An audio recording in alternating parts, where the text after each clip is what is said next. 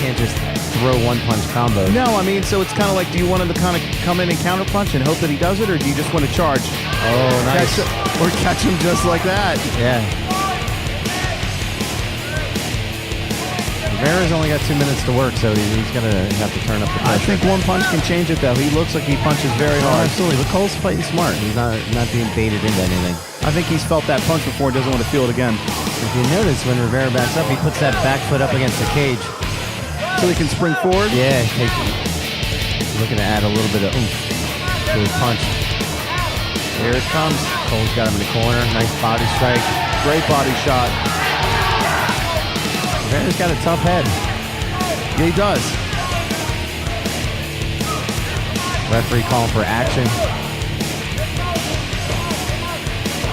Well, in the previous fight, we had iron hands. I guess we could call Luis Iron Head, because he's been taking some punches, and he looks none the worse for wear for it. Yeah, he doesn't have a mark on him. Oh. Just when If you're Cole, you'll let him back up. Or he's hoping for a referee stoppage.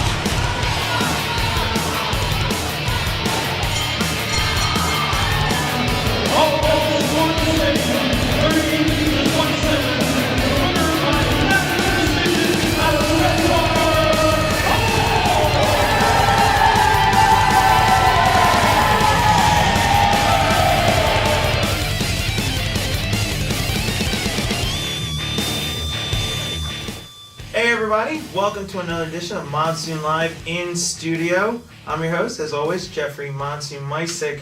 And today on the show, I am joined by local MMA fighter, Joe Cole. Joe, welcome, man. That's me. Glad you could come down. I understand your record is 1-0. Mm-hmm. Tell us a little bit about yourself.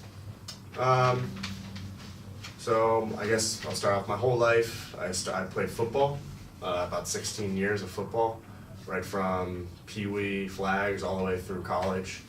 Played at King's College in Wilkes-Barre for football, and I always just had a knack for wanted to go after contact sports. I love contact sports. My dad played his whole life. My brother played his whole life. And after football, I wasn't going to go to the NFL, obviously. And I just thought to myself, I don't want to be that guy who goes to a 9-to-5 job, has nothing to do, works out and lifts in the gym for nothing. And, I always had an interest in MMA, so I just one day went into the Hammer Training and Fitness with ATT up in Allentown, walked in and started right there. Now, what is the training difference? You were talking about football your whole life, and then you went to MMA. Mm-hmm. Is there any differences or similarities between football training and MMA training? For one thing, in MMA you don't have to deal with the heat and the cold, which is really nice. That was the worst part about football, was going out in the snow and then having to deal with all that while getting hit and banging your fingers together against helmets. That was the worst.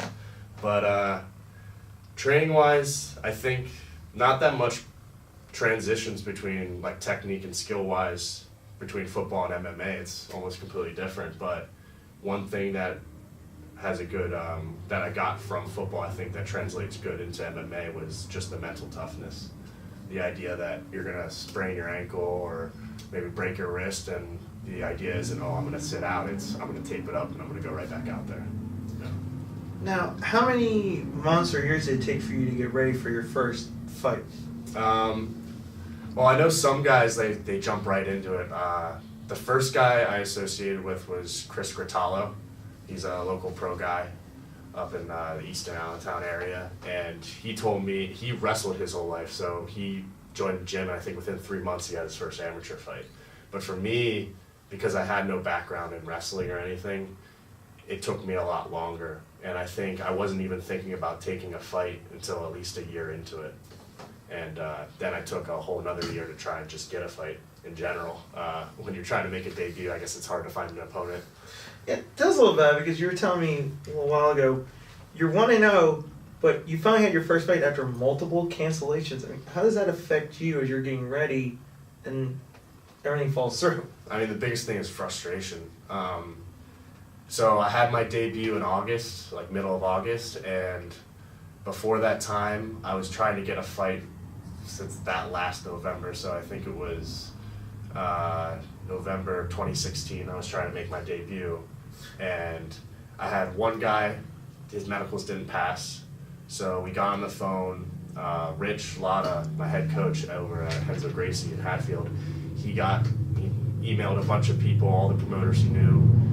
We got in contact with Helen from XCC, and she said, we're gonna try and get him on the card 2 weeks after the last cancellation. So we went, I trained for 2 more weeks and then found out the day of the weigh-ins that I didn't have an opponent.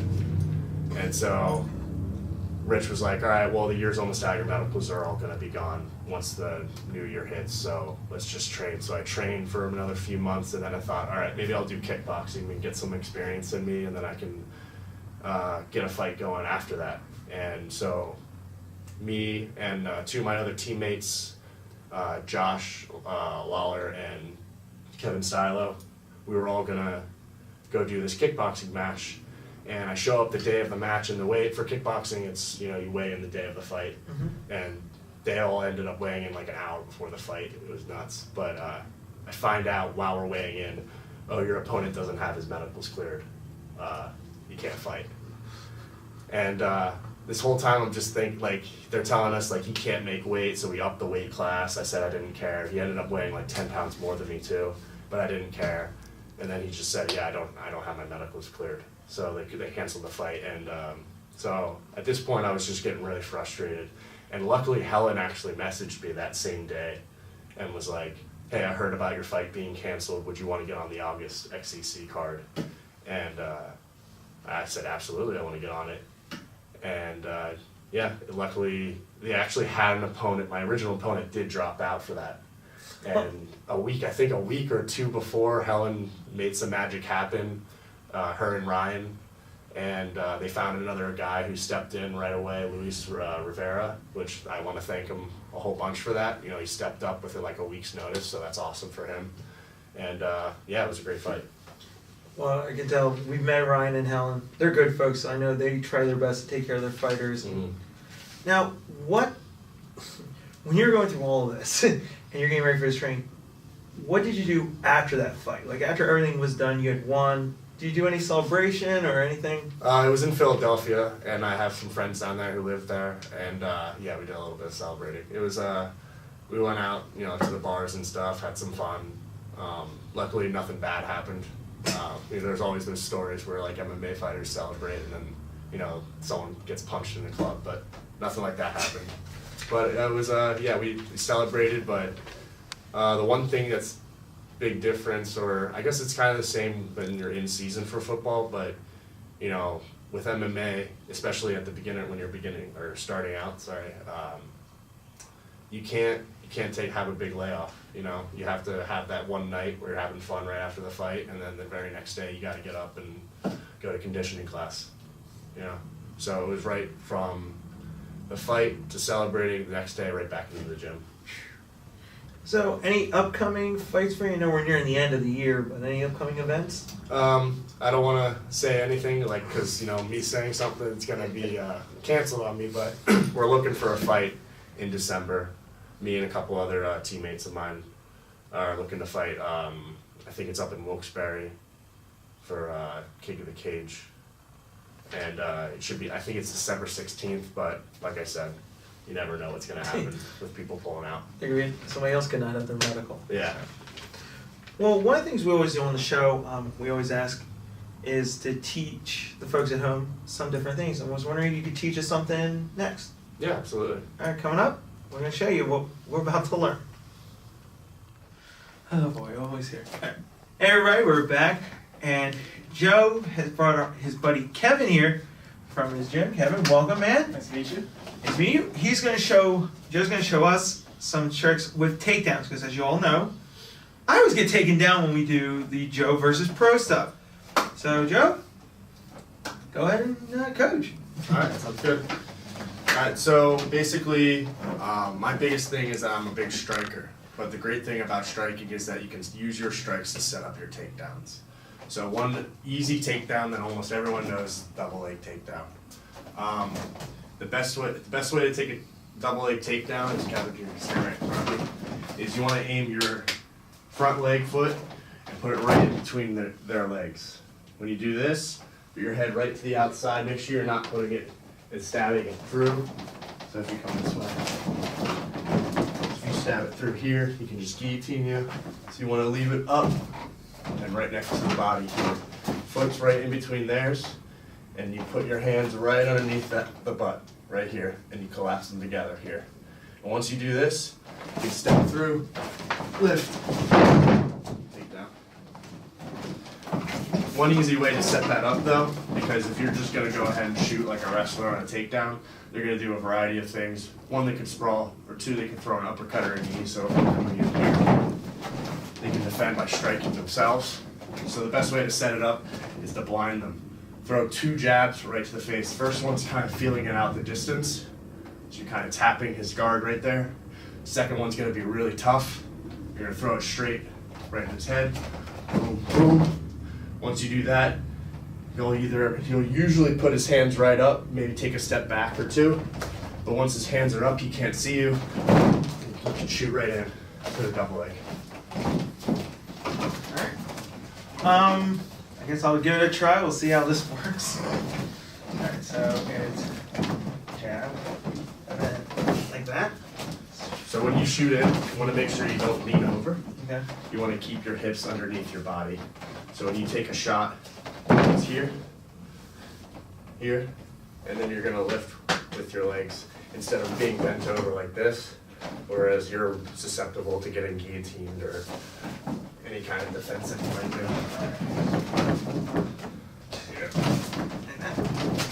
And then when you do a double leg, take this one, this hand right underneath his butt, and you want to make this kind of grip right here. Okay. Yeah, and then suck his legs into your chest. Yeah, just like that. Now, what about defending against these? Like, So- say he's charging at you. So there's 2 types of defenses. The one, usually when you go for a takedown, they're going to try and press you up against the cage. We don't have a cage here, but we have a wall, it's fine. So usually they're going to press you up against the cage, and they're going to go for a takedown against the cage, and they're going to press you up against here. When you do that, the biggest thing that most people don't know unless they go to a real good MMA gym is that when you're doing cage defense, you actually want to turn your body and have your hip on the cage here. You don't want to keep your butt on the cage, because once you do that, you're going to get double legged. So if you do this, you want to keep your hip on the wall, and you want to spread your legs out as wide as they go. And make sure you don't have any kind of bend on your legs either, because that gives them a chance to grab. The wider you go, the harder it is for them to be able to bring in their leg or their arms together, and they can't double. So probably work a single off that, but there's other ways to defend that as well. If you're out in the middle of it though, the best thing to do is to give a simple sprawl. So if he goes for a double, just shoot your hips back. A lot of Muay Thai guys, kickboxing guys, they're very, just instinct-wise, they're good at keep putting frames up on the neck. So a big thing you want to do is make sure you're keeping a good frame, which we call the gooseneck, which is basically you keep your hand just like this, and you want to keep a gooseneck on his neck, so you can kind of control the head. If he comes in from here, step out like that. Makes it a little bit easier. Any other tips you have for avoiding takedowns or doing takedowns? So the big thing, I guess the one big thing would be, don't get caught standing up so straight. When you're in MMA, it's different than kickboxing. Kickboxing, you want to stand straight right in front of the guy, just like this. In MMA, you want to have that Connor stance, where he's down like this, you're low. If he goes for a shot, he can only really grab one leg if you're standing like this. You want to be moving around, you never want to stay in one spot. So make sure you have a good stance and constantly move. Hey, that's some great tips. Before we close out, do you have any shout outs you want to give to any folks out there? I just want to give a quick shout out to Henzo Gracie in Hatfield, PA, with Rich Latta and Jordan Steiner. They're great coaches, great gym. Well, folks, that's it for this edition. Kevin, thanks for helping us. Joe, thanks for joining us. Next time you hear about his fight, we'll have it up on our Facebook site and even our website. But that's it for this edition of Monsoon Live. We hope you guys have a great week, and as always, keep it real. Yeah.